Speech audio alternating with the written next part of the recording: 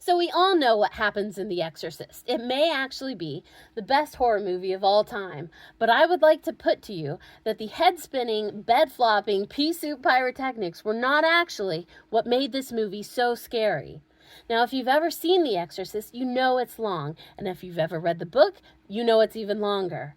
William Peter Blatty used his time wisely because before any of the theatrics were introduced, Blatty managed to subtly but effectively feed off some of our most basic fears. No monsters or paranormal moments needed.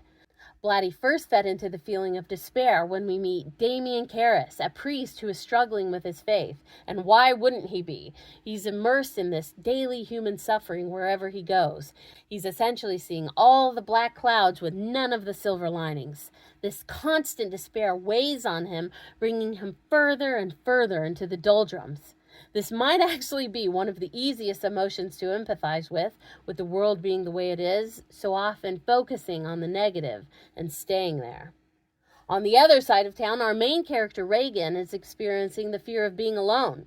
Reagan is a girl whose parents are freshly divorced, and since her mom is a famous actress and her dad is out of the country, she is for the first time spending more and more time on her own and doesn't get to see friends or her parents as often as she'd like. She does have a nanny that is friendly enough, but alas, that's no replacement for friends or family. Father Karras is also plagued by feelings of great regret about his mother, playing on the fear of the time arriving when our parents grow old and pass. Karras experiences the completely normal, albeit gut-wrenching emotions of guilt over whether he did all he could for his mother. Was he a good son? Did he do right by her? And they, of course, show Karras experiencing these emotions in the cruelest way possible, through nightmares and hallucinations and nights alone in his room. Reagan's mother, Chris, is not spared in the first half of this movie either.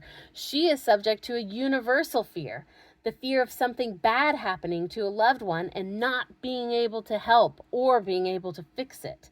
After repeated visits to multiple doctors, her pleas fall on deaf ears and no answers can be found, even by the professionals. And when she finally resorts to arranging to speak with Father Karras, even he, her last hope, meets her request with skepticism and doubt.